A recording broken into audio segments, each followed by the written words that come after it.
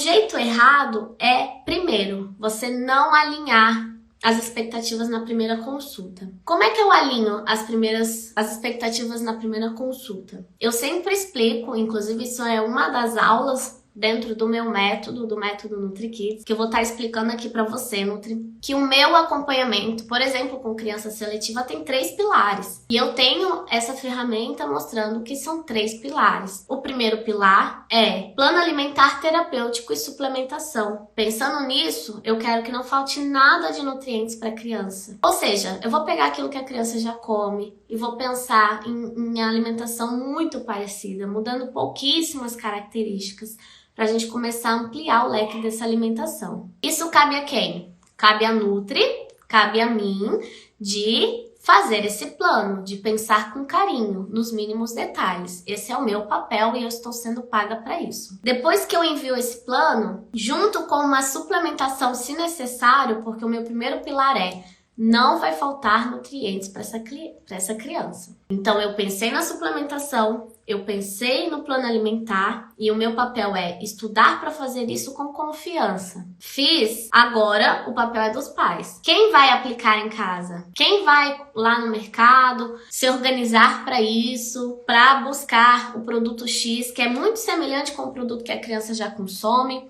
E a gente vai começar, pelo menos, a trabalhar formato diferente da bolacha, que a criança não abre mão de jeito nenhum de ser daquela marca. Mas tem uma marca que eu sei, que eu busquei, que eu pesquisei, que é muito parecida, mas que só tem no mercado X. Então, o trabalho daquela família, a missão daquela família naquele mês é ir atrás daquela bolacha pra gente tentar ampliar esse leque, trabalhar o diferente, nem que seja apenas o formato da bolacha. Ou seja, na hora que eu envio o plano alimentar, que eu falo sobre esse primeiro pilar, eu já deixo claro, ó, é você que vai buscar, é você que vai atrás das farmácias para manipular o suplemento. É você que vai ter que todos os dias dar a suplementação. Nessa parte, geralmente eu não tenho problemas. Até porque quando eu monto um plano alimentar terapêutico para uma criança, ou até um plano alimentar qualitativo para aquela criança com sobrepeso, com obesidade, eu penso no que é mais viável já para os pais. Eu não peço para que a família faça bolinho de amaranto com chia,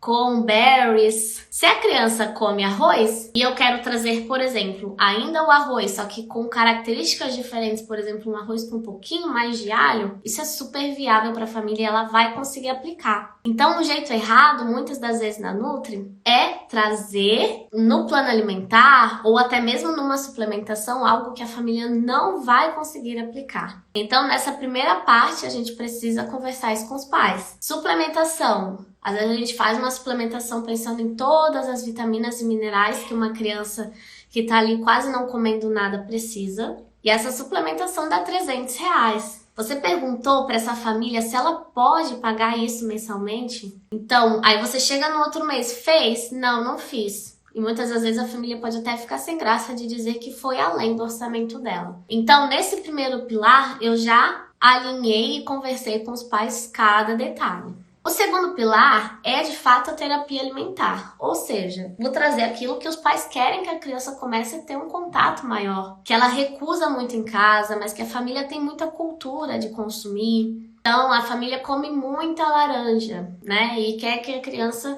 pelo menos, queira se aproximar da laranja, queira explorar, né? Que os pais falem, poxa, mas ele nunca nem provou um pedaço, como é que ele vai saber? Então, é onde a gente conversa que provar um pedaço, muitas vezes, é muito mais difícil para ele do que a gente imagina, mas que através da terapia eu vou trabalhar isso com ele de uma forma mais lúdica, fazendo as brincadeiras com a laranja. A gente vai fazer juntos sucos de laranja, a laranja vai começar a ter olho, boca, nariz, né? De repente ela vai virar uma bola de boliche e de repente ela vai estar mais à vontade com a laranja. E eu vou fazer isso semanalmente até que a criança resolva de fato dar um beijo, lamber, sentir o cheiro, de repente aceitou aprovar um pouquinho do suco, de repente tá chupando laranja, de repente está comendo laranja. Esse é o meu papel de nutri. Eu estou sendo paga para isso, para fazer essa terapia semanal. Mas a criança vem para o consultório uma vez na semana, em casa.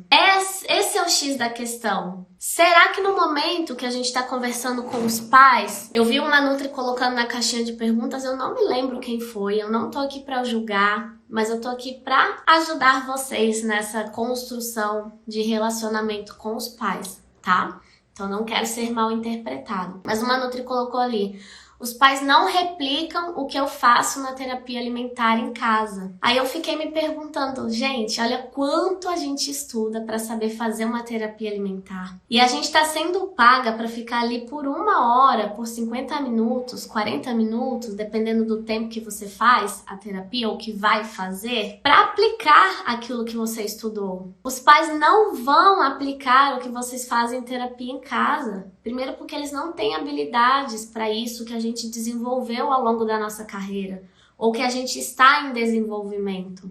Segundo, que os pais, eles não têm o tempo que a gente tem. A gente tem 1 hora para ficar ali. E 1 hora para um pai, ele já conseguiu, para uma mãe, já conseguiu fazer janta, já conseguiu dar banho na criança, já conseguiu fazer o dever de casa, já conseguiu preparar a cama, trocar os lençóis, porque, né, tava secando, porque choveu a semana toda. E naquele dia não sobrou tempo para fazer aquelas 1000 tarefas que talvez você tenha pedido para ela aplicar em casa.